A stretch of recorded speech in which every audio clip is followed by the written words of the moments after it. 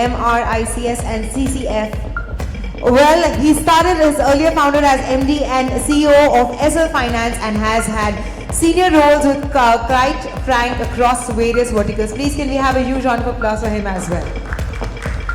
Next to join us on stage we have Professor Amol Shimpi. Please can we have a huge round of applause.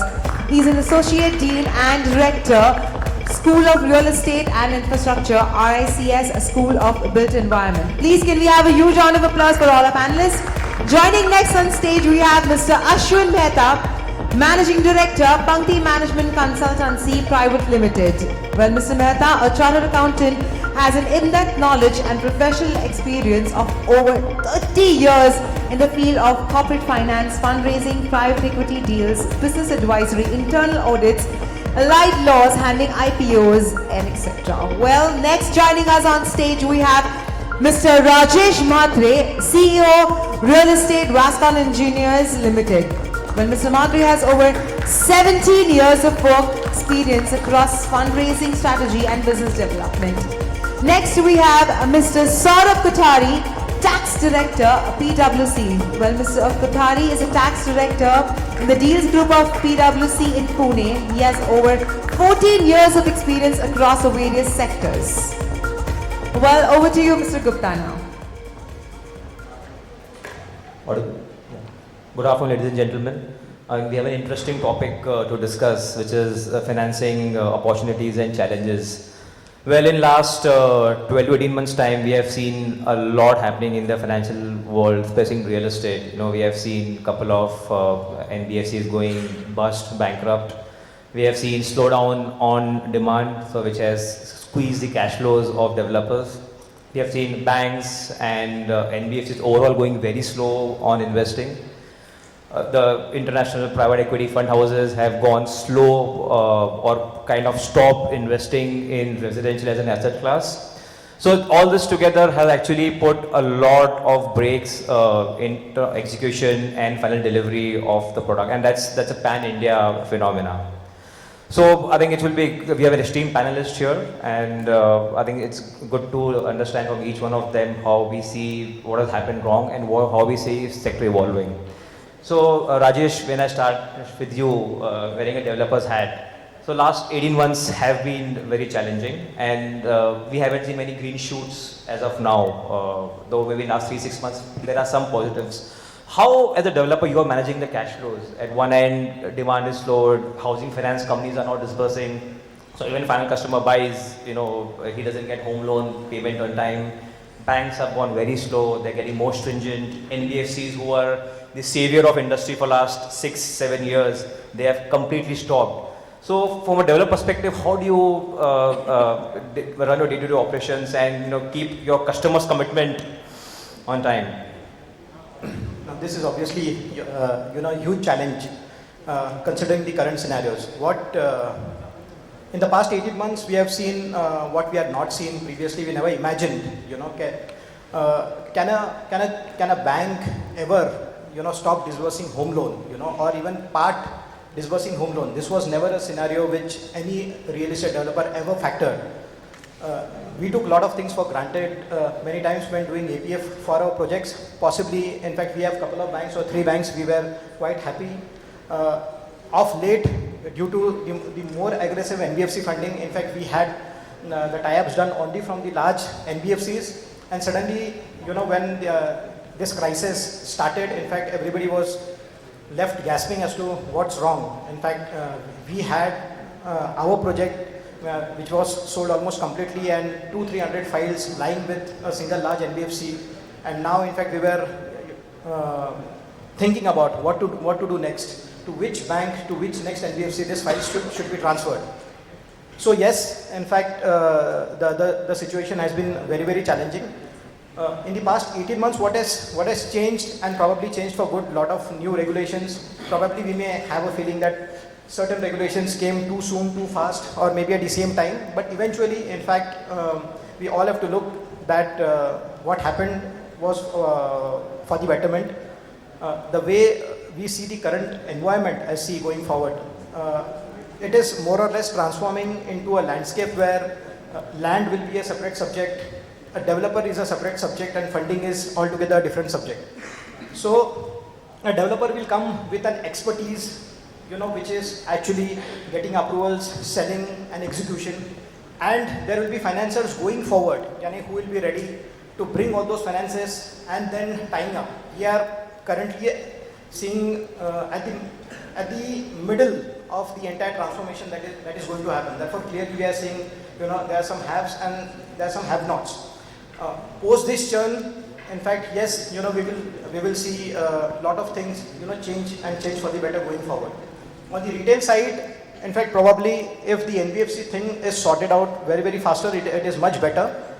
Because as far as India speaks a lot about infrastructure, but what happens is financial infrastructure is also a crucial aspect which is necessary for a country's development. And if we don't have a very, very strong and stable financial infrastructure, then we will not be in a position to see the thriving economy that we really intend to see. So the government is definitely taking, lot of steps so that to spruce up NBFC finances. The sooner, in fact, the sector transforms, I think, we should see, better days going forward. But due to the consolidation happening, what's happening is the large developers will get disproportionate benefit of it. So overall, there will be the real estate scenario is not that great. But as far as the top developers, the organized developers are concerned, in fact, the scenario actually works in their favor. If in Pune you see, the top 20 developers have actually grown their share in excess of 22%. So, and so you see the great responses that we have seen in terms of launches of certain developers that have happened. So overall, I think, we should look for a very, very exciting times going forward. So Rajesh, you made a very interesting point on consolidation. I think the point is that every developer should work in its niche area of expertise, whether it's in terms of micro market or doing it affordable or luxury or doing commercial and asset class. Amit, now in last few years, have you seen things completely changing how lenders now look at each developer or a project? So is this last 18 months has been a transformation, or is just because people went aggressive in investing, now they want to be more cautious, or you think this will be a completely change the way investors look at investing in real estate, whether it be as a lender's hat or as an equity holder's hat? So Piyush, I think we are going through what was the global financial crisis of 2008 to what I call the Indian financial crisis of 2018. So it's hit our shores almost 10 years late. We were protected then because we were not directly impacted by what happened in the US. We had a very cautious central bank. We didn't have issue of subprime loans. But then everybody obviously started getting aggressive. People lost their lessons, and then clearly NBFCs came into the market, flushed with foreign capital. And what we saw, the mistakes of 2005 to 2008, which was direct FDI into projects and people losing almost $20 billion of capital or nearly thereabouts in that 3 years, effectively replayed through the NBFCs now between 2016 to 2018. So the same story has repeated itself 10 years later. Earlier it was directly linked to lenders, large chunks of money and then losing it. Now giving the same money to NBFCs, NBFCs exactly doing the same thing, onward lending large chunks of money without having a proper assessment, understanding, governance, prudence, none of that existed. And then we started finding faults. Oh, demonetization hit us, GST hit us, and the three things that everybody kept on saying, that is a triple bang. Now clearly those who have not fallen into that trap and who've preserved their capital, who've been very, very prudent about the money that they have been investing, have not gone bad. They have kept their valuation intact. They will still come out. Yes, there is idiosyncrasies in the market, there is volatility, but clearly this is the time that consolidation had to happen. And finally, I think this is happening as a permanent effect. We've never seen that permanency come in terms of consolidation, in terms of maturity. We were selling in the peak 5 lakh homes in our country, 2014 thereabouts. We've dropped to 2.5 lakh homes, 50%. But there are 10,000 developers who are registered under RERA and are doing business in the country, which means each person is not delivering more than 150 homes or 200 homes, 250 homes. That doesn't make sense. If in a year a developer is only developing 250 homes, then clearly that cannot be the average for a developer. So clearly that was not making any numerical sense. So this had to compress into a more mature industry. So we've got some very, very good friends and developers in our room who feel very positive about the way things are going forward. Because yes, there will be short-term pain, but any transformation that happens is a painful journey. You know, it's the breaking of a shell, it's the fledgling becoming a bird. So clearly these are the times when these large corporations or corporations with the right professional management, with the right capital structure, with the right prudent approach, with the right product and asset class, without having got into the greed of taking too much capital for the sake of expansion, will be people who are on a flight of success. Who are the people who are getting chased? We surprised that some of the developers today are getting chased to take on new projects. We get proposals from developers who bring in JV, DM proposals to us on a daily basis saying, somebody is failing, there's a lot of value, I can deliver, I have the capability, but I will do it very prudently. And then they screen it and bring those proposals, and that's such a joy today because there is now so much value in the ecosystem that is left to be unlocked. Because at the end of the day, the market is only 2.5 lakhs, and for all you know, it may compress further in terms of end demand. So that demand may transform into co-living or student working, student housing or some other form of demand. But the direct demand clearly is going to go down. But still the amount of capital required for this industry, if it was growing at the way it was growing and was building without having the end customer in mind, without knowing who it is going to get sold to, we're pushing in almost 1 lakh crore rupees every year. So too much of capital chasing a very small demand base. Too much FSI being released for the same demand base. So if you saw the Housing for All studies, 92% of the demand is for the LIG EWS, which is not what we are catering to. So this entire private capital, all these events, all our friends, we're catering to that 8 to 10% of the market. So that 8 to 10% of the market, and that's the base that we're talking of, actually does not require that kind of capital, does not require that much of building flurry. It gives opportunities. So that therefore this previous panel very intelligently said that there's an opportunity, for example, like us in the city of Pune, to do multi-fairy asset classes. Capital is very happy to come into such a development where I can diversify my capital with the same developer who's able to do residential, who's able to offer his product also to co-living, who's able to do affordable housing, mid-income housing, do some sort of a commercial or retail development. So that gives a very big diversification push, and hence is able to consolidate the market around him. So to be very honest, I will be surprised that when we raise this capital, this round of 500 crores, we thought we'll be flushed with projects. Yes, we are. But most of them don't make sense.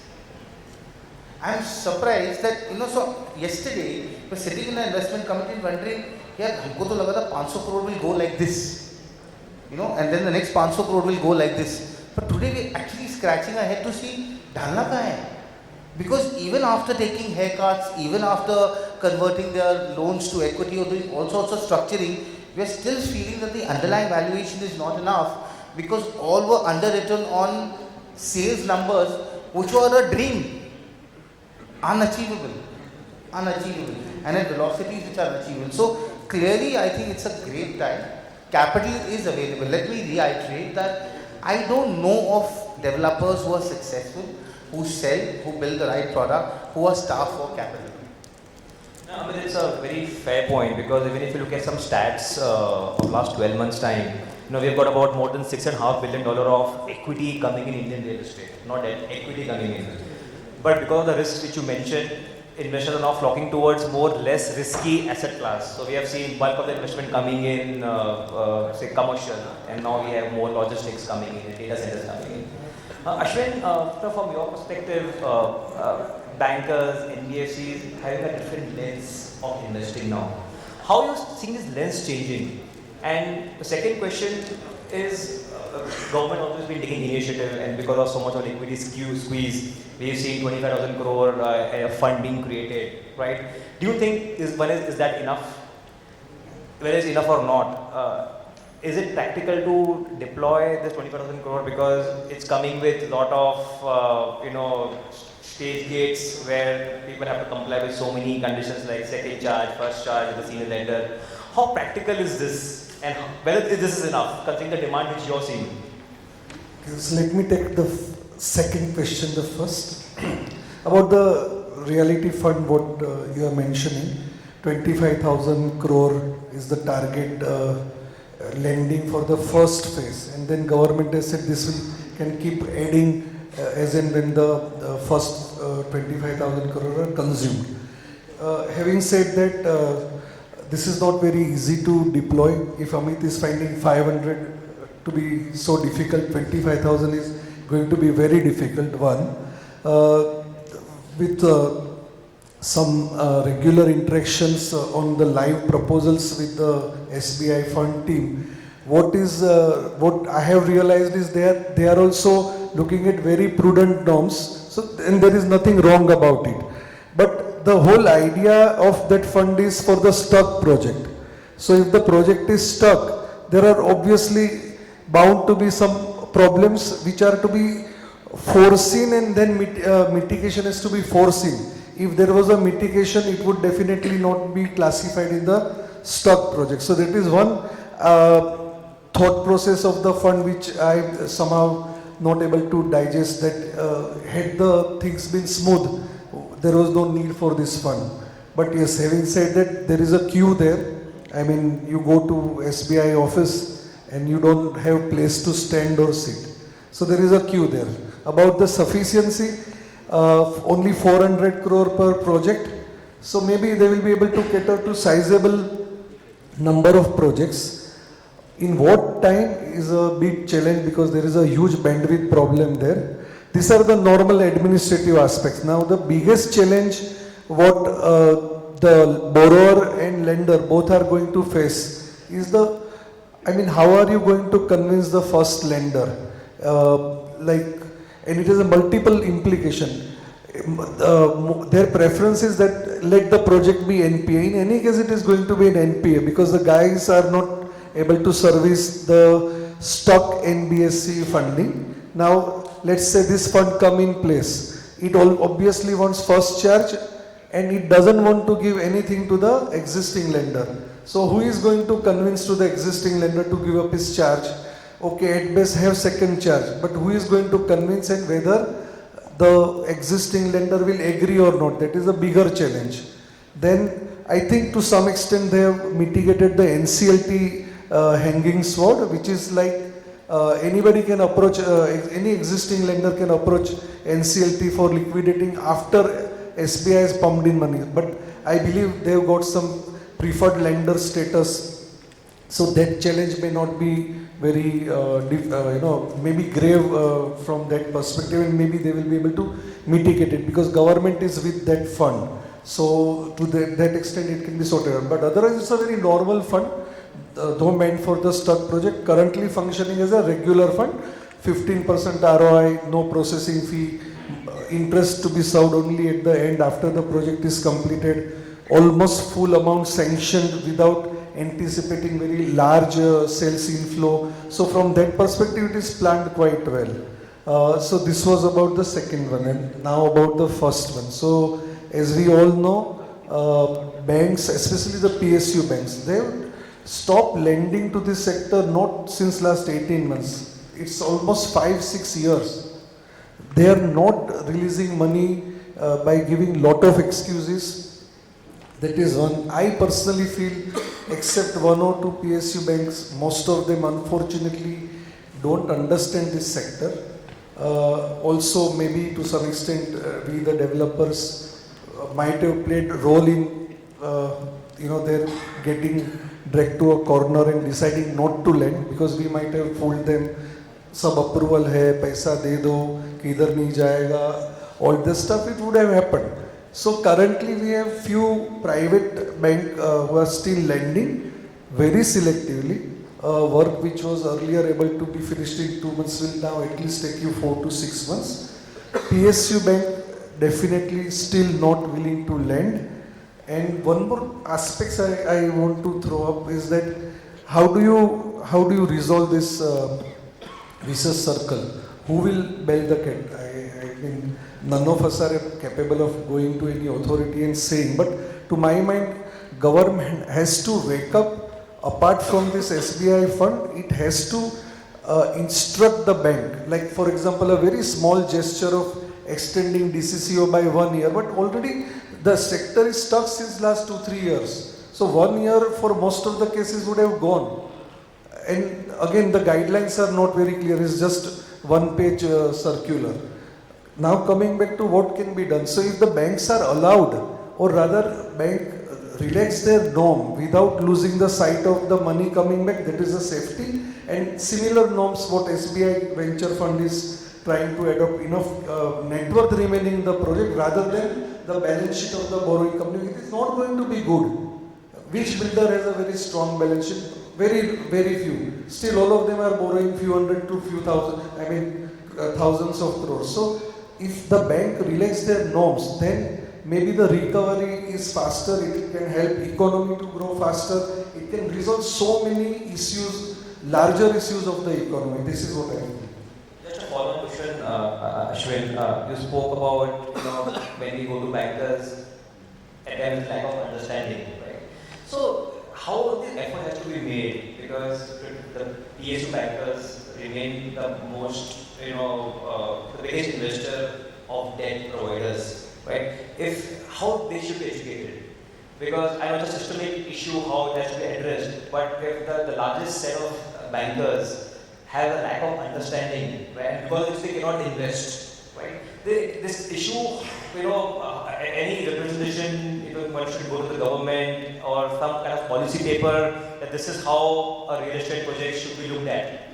Because balance sheet in real estate, we all know, has no meaning. And we don't have a business of going concerns for a project by project basis, right? So, so on our part, whenever we approach a banker, especially the PSU, we tell them that look, this is how others are doing, this is how you can ring fence. Change your empaneled so-called experts to some of the very well reputed and in genuine case experts. So like how all NBFC had only one or two guys, and that guys had become bottleneck in NBFC lending because he was having the largest bandwidth issue because he was rated as the expert. But unfortunately, the way PSU function is that they have to enroll quite a few of the people who may not have any sectoral knowledge only. So that was one challenge. The guys at the bank at 11 in the morning he has discussed the real estate proposal, at 12 in the afternoon he is discussing the chemical, and at IMN still at 1 o'clock. So he does not have focus. So he will generally will not be able to understand what this sector is, and this is unfortunate. It's a very peculiar sector. It is not a straight line like any other manufacturing or trading. It involves a lot of uncertainties and external factors which these people are not aware of. And I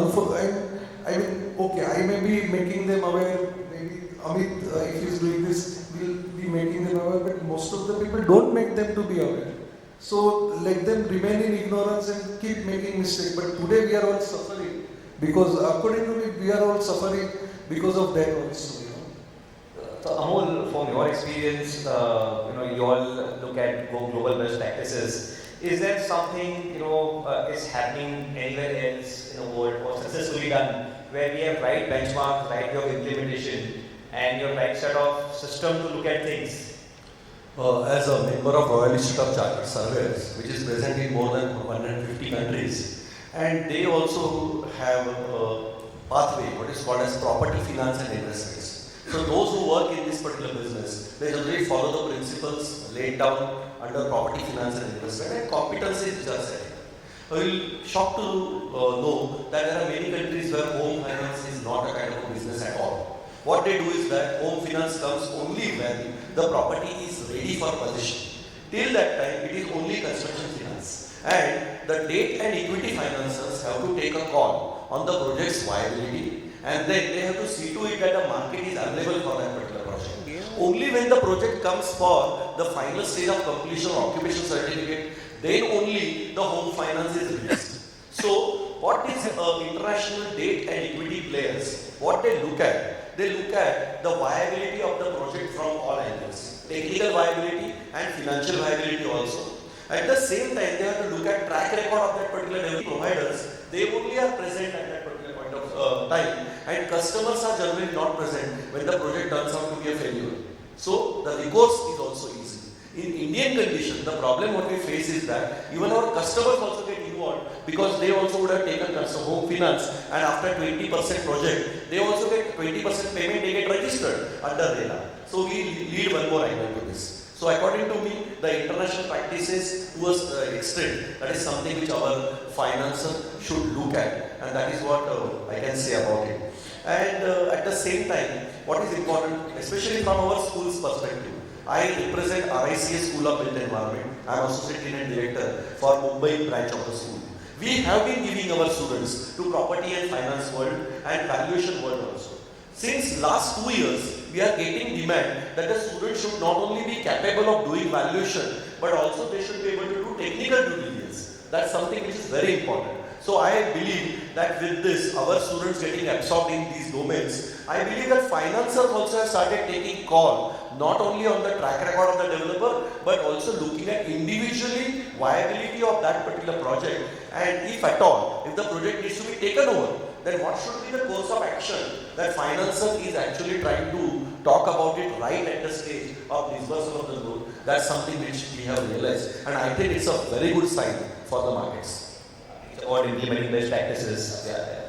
Saurabh, coming to you, every year when the budget comes, there are expectations around changing taxation laws, either increasing the home loan deduction limit or having some rebate on buying a second home. This year we saw dividend getting taxed, so the entire policy of redistributing dividends is again being questioned. So, from your perspective, how do you see this evolving? Because at one end you have global investors, looking at some more kind of a stable policy regime, and maybe every year we see something changing, which in fact distracts the investors completely.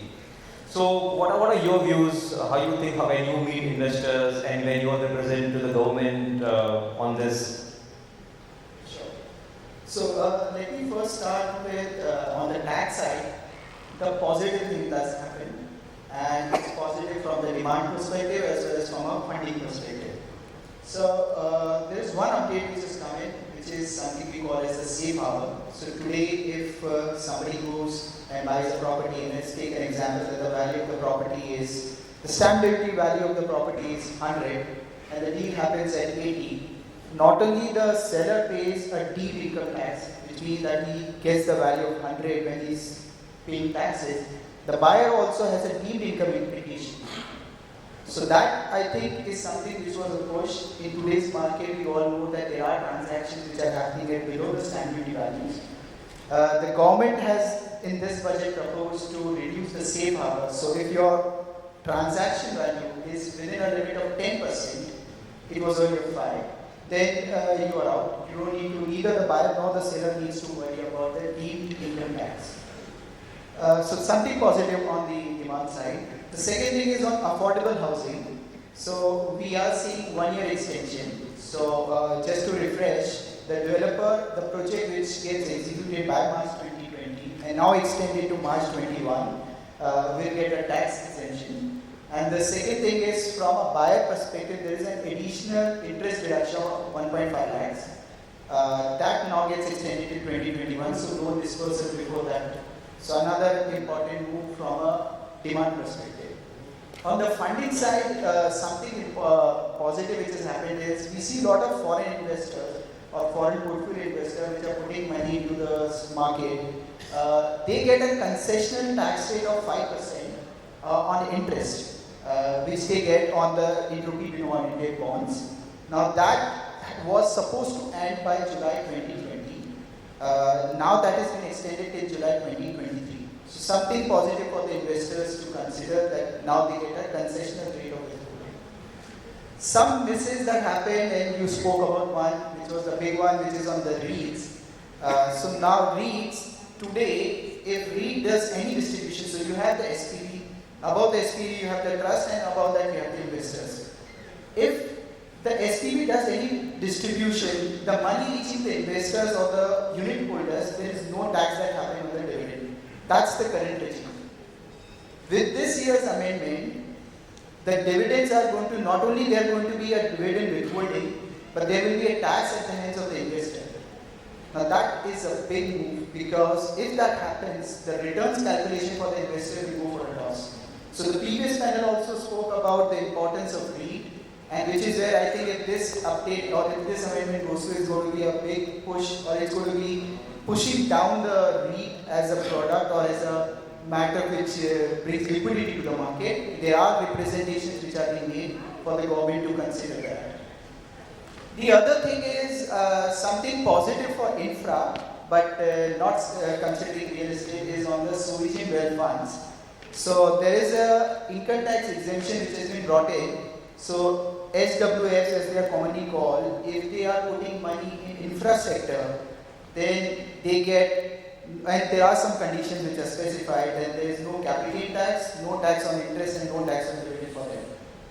Now, the demand of the government, when they know that the sector is in need, they should have considered real estate also as one of the sector for this move. Why only restrict it to infra? Consider real estate as well. That would give, or that would get a lot of funding to the sector. GST, I wouldn't say it's a mess, but there has been ask from the industry that while we have reduced the rate to 5%, why not give us input tax credit? That has not happened. But yeah, that I would put it as another miss.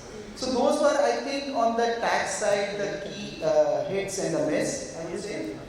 On the policy front, the government, there are some policy announcements which have been made, and one will need to see how well it will get executed, but those are something which is positive for the sector. So be it talking about study in India, if that happens, then you're talking about a push on the student housing and the housing in general, the rental housing.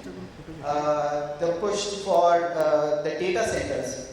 So another positive move, the government is going to come up with a policy around that. And the last one which I would put to is the public-private partnership on the warehousing front. So again, a wait and watch to see how the policy comes out from that. Because the budget also spoke about the national logistics policy, so which might see a lot of investments coming in infrastructure development. If we talk about interest rates, at one end we see retail interest rates kind of being stable or going down, right? And there's at least thrust from the government side to pump in more liquidity in real estate. From a developer perspective, Rajesh, are the interest rates going down when you borrow? See, from the developer perspective, interest rates never went down. So to the developer, the interest rates were never transmitted. The developer is the producer of home loans, which are the cheapest as an asset class. But the manufacturing unit, which is the developer, is always charged with the highest interest rate. That is the paradox that we see always. I think going forward with the churn that we are seeing and a lot of good developers coming in, that scenario will definitely change. So quite optimistic that in future, some transmission towards the developers would also happen. One, the return expectations on real estate is very high, right? And one end it's high, and second end whether the developers make enough margins. So from a financial perspective, how do we reconcile this? It's a good point, Piyush. And so there are two types of capital. Okay, one is you can say long-term or almost permanent capital, which is equity, which is, for example, what the sovereign funds are putting in, and they're helping build a certain platform, whether it's for industrial, whether it is for commercial, whether it is for residential, etc. And that capital comes with a separate set of expectations of returns, which are more higher but more long-term. The second capital is, which is again coming, let's say, through banks, which are again medium term, but will come with a very specific mandate and will be therefore much cheaper, and will obviously now in the current environment, either through SBI or LIC Housing Finance, whoever is providing that construction finance, will come at a moderate rate. Then comes everything else in between, which is where we are, okay? Where you are unable to, because of regulatory constraints, for example, this whole issue of COD being extended by 1 year. For example, I really don't think that, as I said, largest developers don't come to us. So I don't have a Tata or a Mahindra or a Godrej or any of these or even a embassy or borrowing from me, because they do have enough capital available at a much lower price from them because of the efficiency at which they're able to use the capital and churn the cash.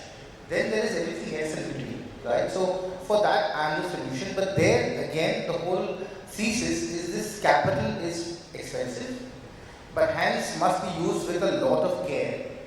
Use it only to the extent that you need.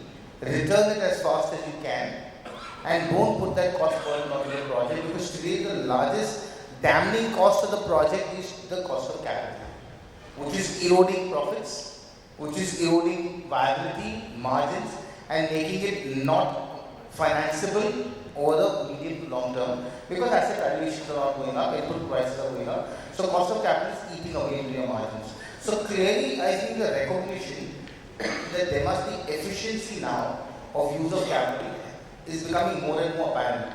So people needed 20 crores, they say, "Sir, 50 crores sanction karo, nahi lagega to nahi lagega." People now is saying, "Sir, 50 mein 20 hi do," and mostly I use only 10. So this whole mindset of capital being a precious commodity, of it being expensive and has to be used very, very carefully, is sinking in very, very fast. And I think that is the whole objective any which ways for this capital to get employed. I think that's the first part. As far as banks and lenders are concerned, I think there is enough maturity now that has come within the banking system that not everybody can do the same type of loans. Not every bank can do a real estate loan. Not every NBFC can do a real estate loan. Not all lenders can participate in all the segments of the credit space. So SBI is very, very adept. HDFC is very, very adept. There are institutions who are very, very good with providing that capital, and they've been doing it for a number of years.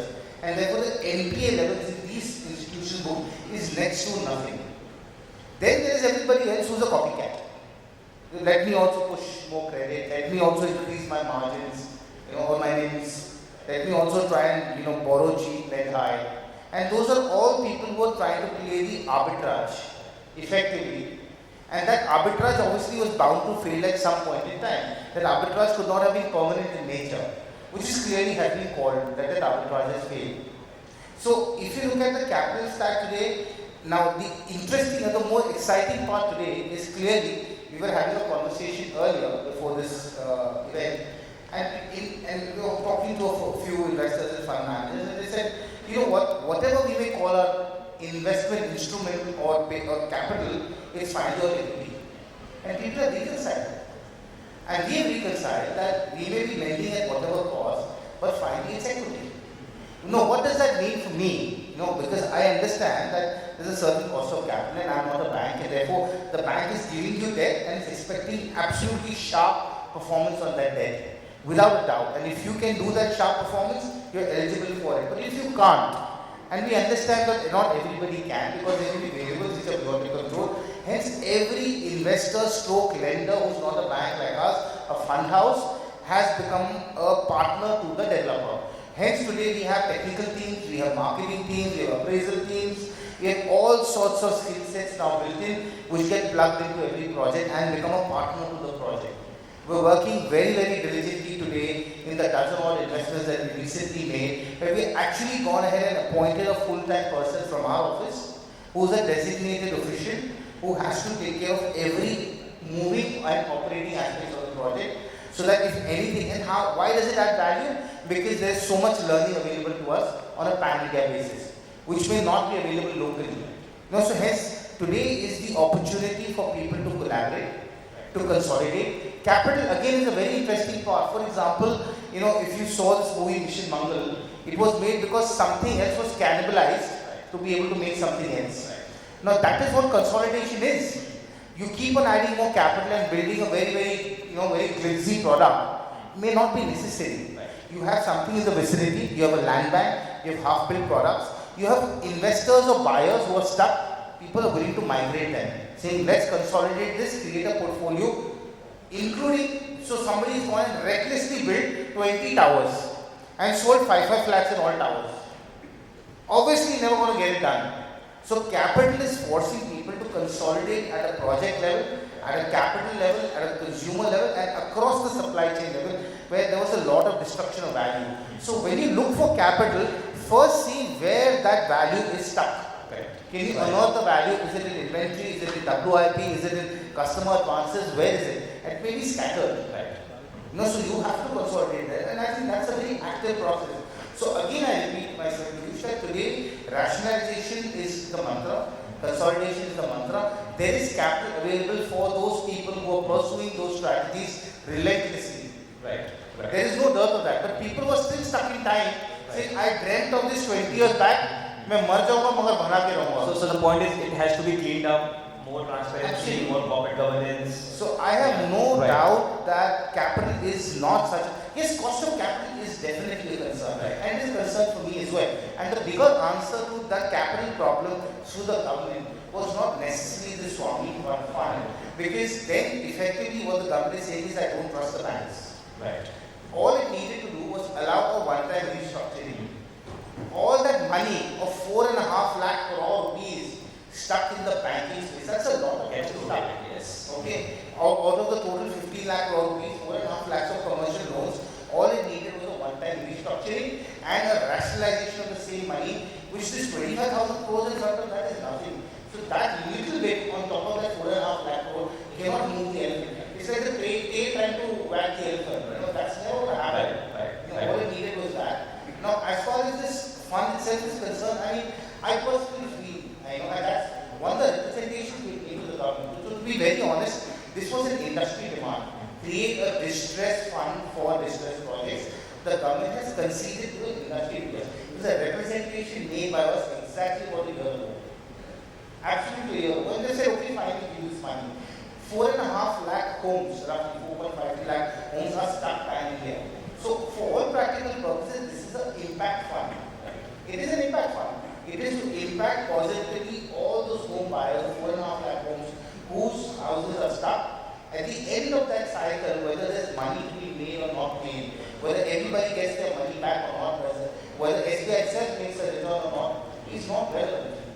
What is relevant is what people get. Now that's very, very positive, because that is going to infuse all this lack of confidence. So the industry today is not suffering from either lack of capital or lack of demand. It is purely suffering from lack of confidence. It's confidence. I think it's a overall economy, not only real estate. I think it's an overall economy issue. Now this capital, which is pushing that confidence, saying, okay guys, that all these people from all these different parts of the country, whether it's from the north or other famous people from other parts of the country, who are part of the big insolvency issues or the Supreme Court issues, if they're being cleaned up and all those people are going to get their home and they're now going to get replaced by stronger players, imagine the fate of the industry. We'll be back to growing at 25% year on year.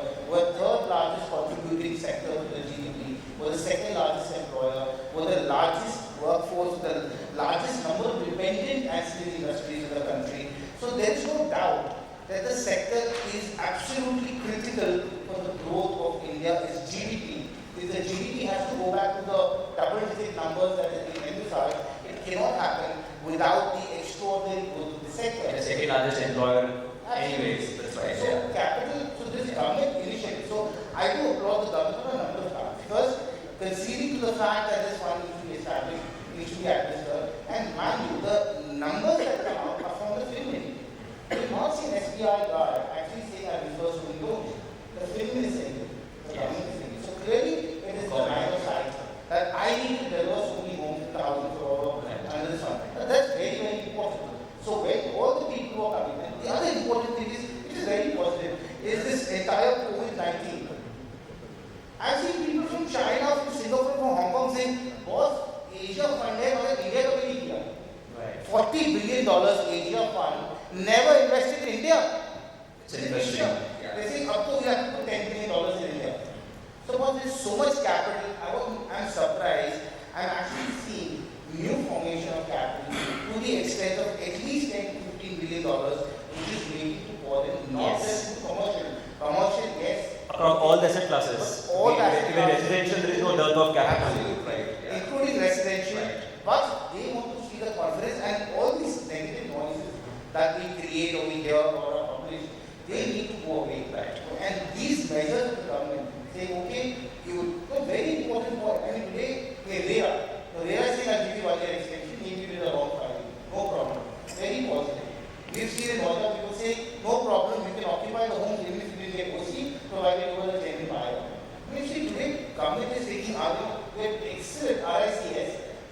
had a RERA commissioner then, and it was so proactive, Piyush, that the RERA commissioner said, tell me what is it that I can do to provide the homes to the end buyers, and be a regulator to assist everybody, developer, capital providers, home loan providers to ensure.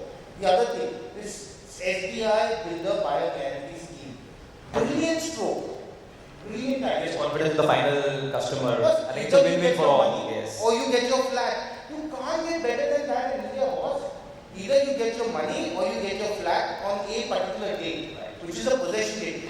Which part of the country? It's an insurance. Today, a home financing institution is giving you insurance on your money. You can't get better than that. These are brilliant initiatives, which is led obviously by this. I think we have to understand that there is a lot of work which is going on to remove the negativity, remove the unscrupulous behavior in the sector, make it a more mature, make it a more dependable, a more bankable sector, which is why all this money. Today you won't believe, Piyush, that we were doing a global roadshow about 6 months back, and I've been doing it for the last almost 10 years without much success. Okay, I'm surprised, and this is something which other fund managers have shared. For the first time, global investors are saying, we will write a check for you. It was not something that we've seen very often. Come into a development industry, yes, we buy ready assets, we buy rental assets, we will not take risk. Asset buying is a global phenomenon. But to better a country's economy, its ability to develop, sell, and recover capital, is a lot of confidence in the economy, not the product. So I'm actually very enthused. I'm so happy the way things are panning out. Yes, transformation comes with a pain. Let me repeat it, my friends, that disheartening is not the solution, because this is the right time. So somebody from World Kanga earlier said that there's so much work for me.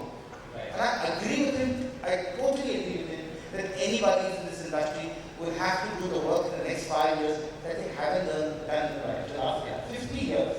Yeah, absolutely. Amal is very, very thoughtful, and I think our time is up, but we can just maybe take 1 or 2 questions from the audience, if any.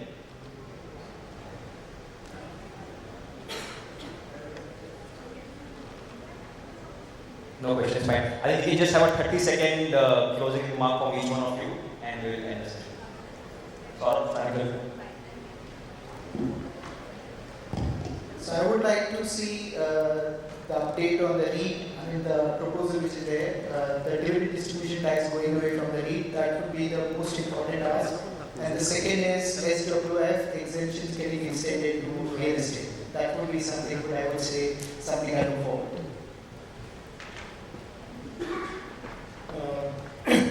In the next 2-3 years, what I personally would like to see a very, very strong residential demand, considering almost 80 million square feet of almost locked in commercial space coming in Pune, which is almost equivalent to the entire A-grade, entire stock, in fact, A-grade stock is 45 million. So the amount of ancillary residential demand that it would generate in the city like Pune is going to be humongous. With an absorption moving from 5 million square feet to 7 million square feet, which I've seen consistently for the past 2 years, I definitely see cascading impact on the residential segment. Also, I feel the other asset classes, as somebody mentioned, like co-living, co-working, which are coming out in Pune. And typically, what happens is very, very large developers will not be interested in that particular asset class, because even with a 2.5 lakh square feet, co-living workspace with a ticket size of less than 50 million square feet, I don't think $50 million US, I don't think a large fund or a large developer would be interested. So that provides an opportunity to mid-sized developers. So that's really an exciting space, and we are really happy, and we would like to see how it pans out in the future. I think the opportunity immediately in the next 1.5 years is to create alliances between people who are not likely to continue business, having credible assets on one side, developer on the other side, and a capital provider on the third side. And this entire ecosystem being forged. Today, most lenders, investors are willing to create an alliance, back-end returns, convert debt to equity, do whatever is necessary to ensure that the project works and survives and succeeds. So it is an opportune time. I encourage everybody within Pune and within the Indian developer community to start looking at consolidating opportunities within the distressed opportunity space. Trust me, there's enough capital that will back you if you go after that.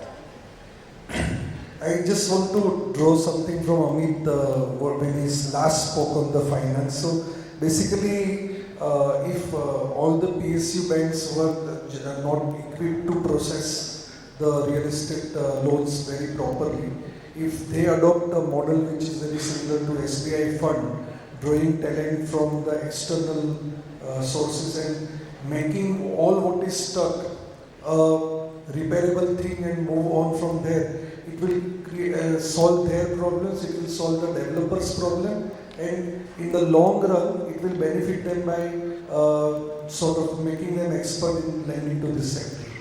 And one more thing about co-living, student housing. See, there is very different angle to this aspect. If normally when we try to get a construction finance loan, it is for 3 to 4 years, depending on the project size and the planning. Here, one can definitely target 10 to 15 years of term loan. First 2-3 years for construction, and thereafter you repay from your rentals. This is something like a hotel. Don't try to do it yourself. Expert in operating agency, engage an operating agency. Like in hotels, you are sitting in and hire. Like that, there are agencies who run professionally this kind of profession. And with this combination, the confidence of the bankers that these houses will get occupied and rentals will flow will increase, and they will provide a very long-term capital which is otherwise not going to be available. We have been witnessing the development of real estate since last 2.5 decades. So international property companies and developers, they came here 20 years back. International money started flowing in after 2005. We are talking about international best practices coming in. Now is the time that we have to now learn and set of Indian best practices. And thanks Amit for reminding the RERA and RICS goal. That's the kind of a role model we should be talking about, that RICS and RICS schools of built environment should lay this particular path over here, and we should come with national best practices, learning from international practices but taking into consideration our local situations. That's something which is very important. I would say that this is something what should be the task for us for the next decade of 2020 to 30. Just thank you all the panelists for a great session. Thank you all. Thanks. Thank you, Piyush, for our